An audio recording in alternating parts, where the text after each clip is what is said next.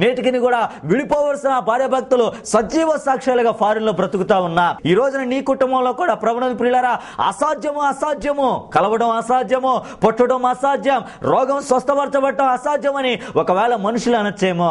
కానీ నువ్వు నమ్మికతో నేను ప్రకటిస్తున్న యేసును చేర్చుకొని ఆయనకి నీ సమస్యను అప్పగించగలిగితే నిశ్చయంగా ఆయన అసాధ్యాలను సాధ్యపరుస్తాడు. Praise the Lord. ఇకపోతే రెండో ఆశీర్వాదాలను జ్ఞాపకం చేస్తా. అబ్రహామా, నీ జీవితంలో యేసును చేర్చుకోవడం వల్ల కలిగిన రెండో ఆశీర్వాదం ఏమిటయ్యానంటే అతడు చెప్పే సమాధానం ఏంటి తెలుసా? నిజమైన సంతోషాన్ని యేసయ్య మాకు ఇచ్చాడు. Praise the lord. ఈ రోజున యేసయ్యను నువ్వు చేర్చుకోగలిగితే కేవలం అసాధ్యాలను సాధ్యపరచడం మాత్రమే కాదు, నీ జీవితంలో నువ్వు కోరుకుంటున్న నిజమైన సంతోషాన్ని ఆయన నీకు ఇవ్వగలడు. నిజమా? నిజం. అబ్రహాం అంటా ఉన్నా ఏమన్నా తెలుసా? ఆదికాండము 21వ అధ్యాయము 5-6 వచనాల ప్రకారంగా దేవుడు చెప్పినట్లుగానే ఒకానొక సమయంలో శారా గర్భము ధరించి కుమారుని జన్మనిచ్చింది. ఆ కుమారుడికి ఎప్పుడైతే జన్మనిచ్చిందో పుట్టిన కుమారుని చూసి అందరూ కూడా చాలా హ్యాపీగా ఫీల్ అవుతున్నా. అక్కడ రాయబడిన మాట ఏంటో తెలుసా? శారా అంటా ఉన్నది, నా నోటి నిండా నవ్వు కలిగాను. Praise the lord. ఇంకా నేను ఇలా అనుకుంటున్నాను ప్రియులారా, ఇందుకు మునుపు సొసైటీలో అబ్రహాము శారా అలా నడుస్తూ వెళుతుంటే వాడిని చూసిన ప్రతి ఒక్కరు ఏమని పిలిచేవాళ్ళు తెలుసా? అబ్రహాము తాత, శారా మామ అంటే తాత మామ అని పిలిచేవాళ్ళేమో. కానీ కుమారుడు ఎప్పుడైతే పుట్టాడో ఇప్పుడు సొసైటీలో వెళ్తున్న అబ్రహామును చూసి తాత మామ అంటే అబ్రహాం ఏమంటున్నాడు తెలుసా? మమ్మల్ని తాత మామ కాదు, అంకుల్ ఆంటీ అనండి. ఎందుకని? మాకు కొడుకు పుట్టాడు, వృద్ధాప్యంలో మాకు కొడుకు పుట్టాడు, ఇప్పుడు మమ్మల్ని తాత మామ కాదు, మమ్మల్ని అంకుల్ ఆంటీ అనండి అన్నట్లుగా ప్రభువునందు ప్రియులారా ఎంత సంతోషంగా వాళ్ళు బ్రతుకుతా ఉన్నారో. ఆ సంతోషం నీకు కావాలని ఆశగా ఉన్నదా?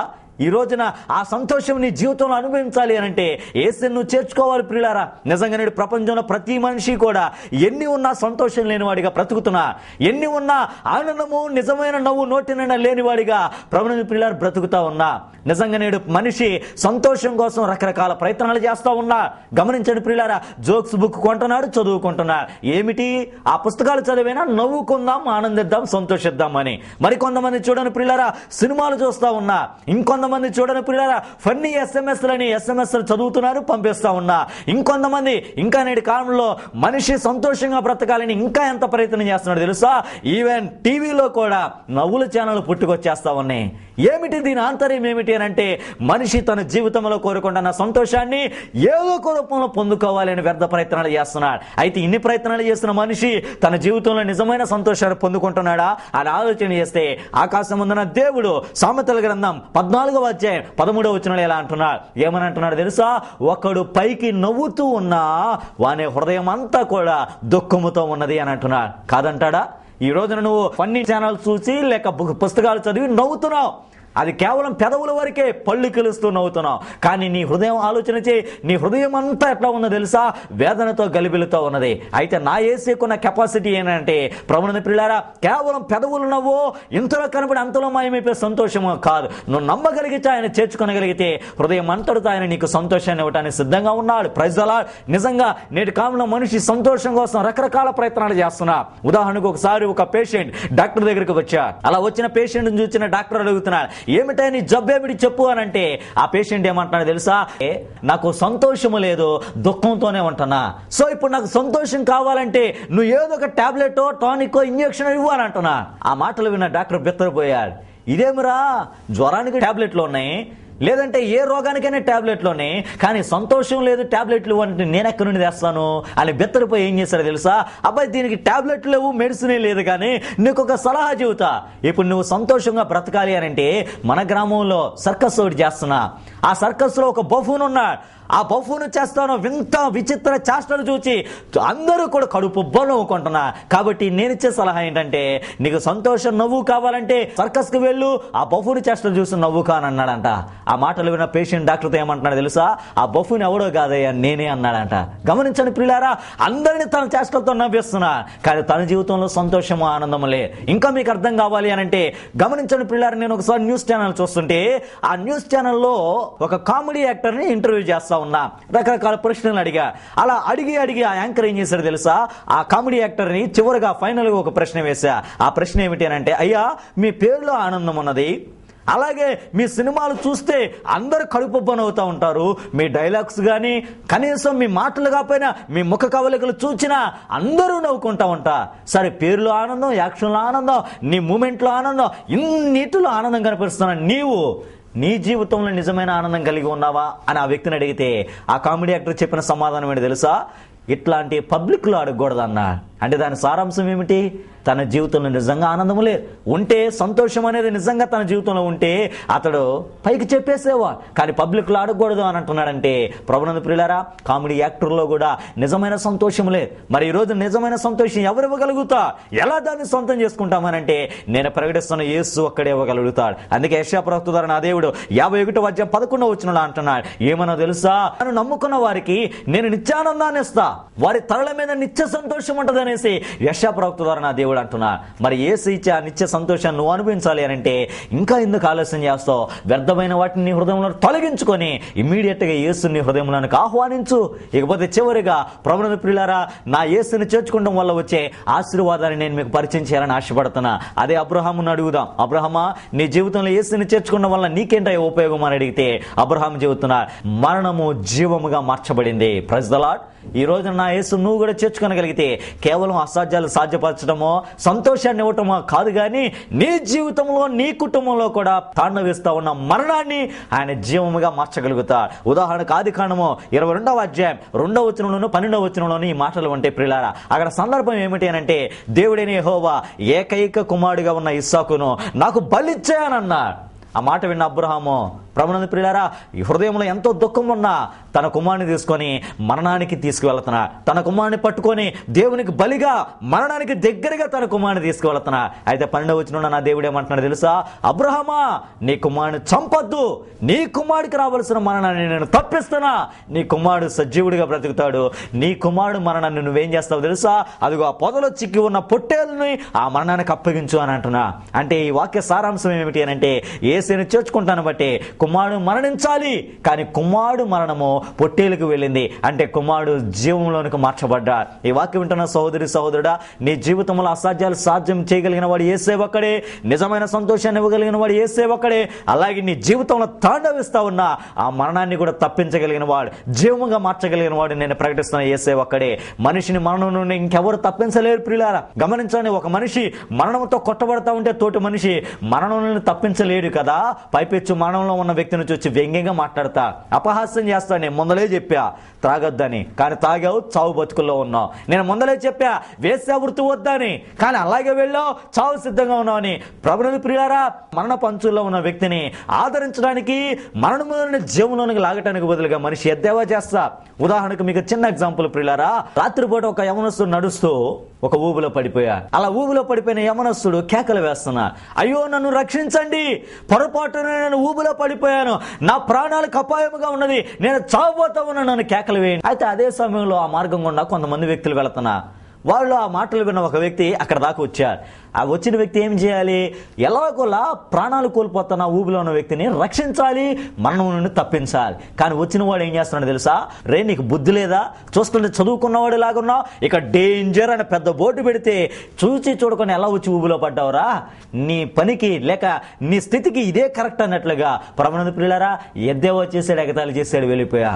ఇంకా యవనస్తుడు కేకలు వేస్తున్నా, అయ్యో నేను కూరుకుపోతున్నా, నా ప్రాణాలకు అపాయం, నన్ను రక్షించండి అని కేకలు వేస్తుంటే మరొక వ్యక్తి వచ్చాడు ఆ మార్గం గుండా. వచ్చి వాడేమంటున్నాడు తెలుసా? రక్షించడానికి, మరణం నుండి తప్పించడానికి బదులుగా ఆ వ్యక్తి ఏమంటున్నాడు అని అంటే, నీదే కులం, నువ్వు మావాడివేనా చెప్పు, నేను నిన్ను రక్షిస్తా అంటున్నా. ఏంటండి మరణంలో కొట్టబడుతుంటే ఒకడంటున్నాడు బోర్డు చూడలేదా అని అంటున్నాడు, ఇంకొకడు అంటున్నాడు నువ్వు మావాడివేనా చెప్పు, మా కులమేనా చెప్పు అని అంటున్నా. గమనించండి ప్రియులారా, ఇంకొక వ్యక్తి వస్తావంటున్నాడు, ఏమన్నా తెలుసా? ఏమయ్యా నువ్వు ఏదో పాపం చేసుంటావు, ఆ పాప ఫలితమే ఊబులు చస్తున్నావు, దిక్కులేని చావు చేస్తున్నావు, నీ కర్మ ఇంతే అన్నట్లుగా వెళ్ళిపోయా.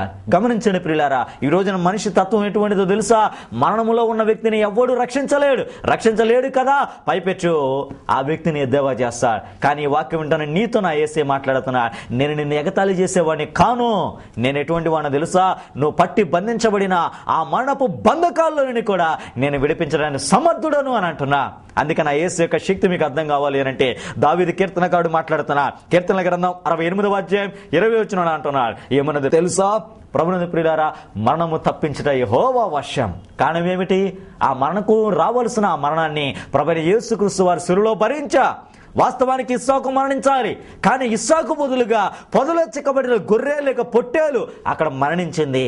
అలాగే వాస్తవానికి మరణానికి నీవు నేను గురవ్వాలి, కానీ మనకు రావాల్సిన మరణాన్ని ప్రభువైన యేసుక్రీస్తు వారి శిలువలో భరించా.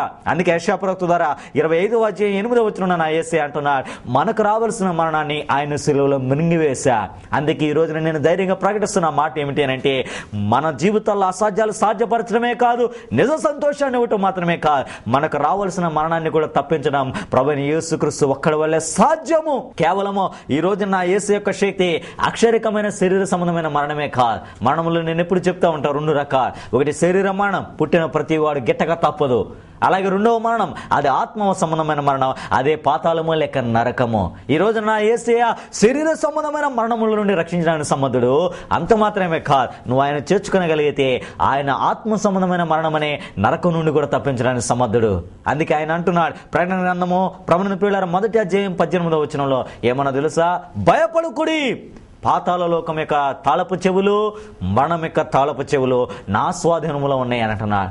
అంటే మరణాన్ని కానీ పాతాళం నుండి కానీ ఒక మనిషిని తప్పించాలి అని అంటే అది ప్రభువైన యేసుక్రీస్తు ఒక్కడి వల్లే సాధ్యము.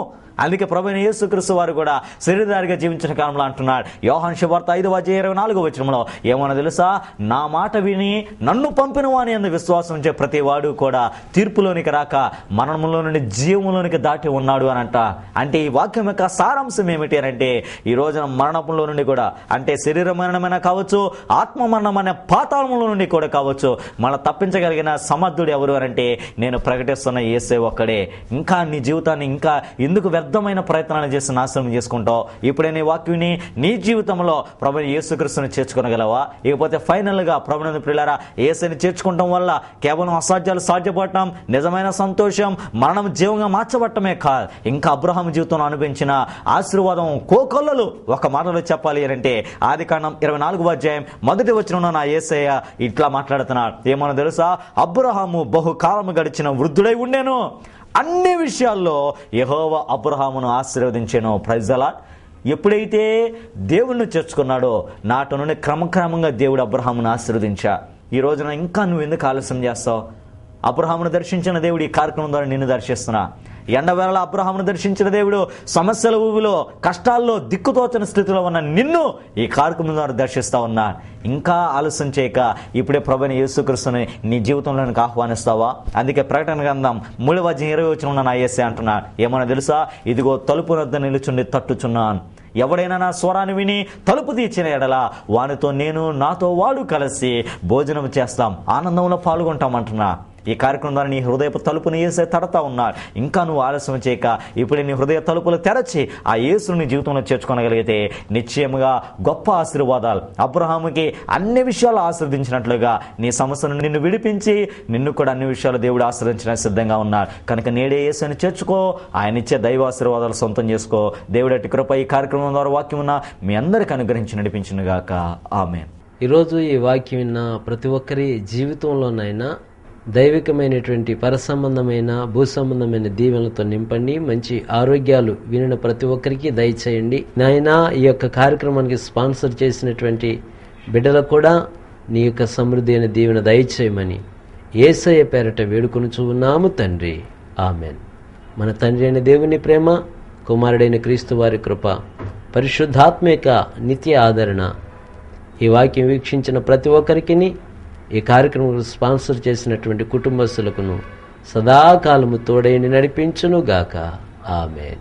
ఆసక్తిగా వాక్యం ఉన్న ప్రియమైన ఆత్మీయ సహోదరి సహోదరులందరికీ ప్రభు పేరిట వందనాలు. ఈ కార్యక్రమం ద్వారా మీరు పొందిన మేలులు, ఆశీర్వాదాలు, మీ సమస్యలు మాకు తప్పక తెలియజేయండి. మీ కొరకు తప్పక ప్రార్థన చేస్తాము. దేవుడు మిమ్మల్ని ప్రేరేపించిన కొలది ఈ కార్యక్రమం ఇంకనూ అనేక మందికి ప్రోత్సాహకరంగా జరుగునట్లుగా మీ యొక్క ఆర్థిక సహాయక సహకారాలు తప్పక అందించవలసిందిగా ప్రభు పేరిట మనవి చేస్తున్నాం. మా అడ్రస్ పాస్టర్ కె సమూయేలు, షాలేము ప్రార్థనా మందిరం, డోర్ నెంబర్ 4-139, పెద్దబావినేని వారి బజార్, పెనమలూరు, కృష్ణా జిల్లా. మా ఫోన్ నెంబర్స్ 9885656593, మరొక నెంబర్ 9347503704. మా ఇమెయిల్ అడ్రస్ abhishekam4jesus@gmail.com. ప్రభు కృప మీకు తోడైండును గాక.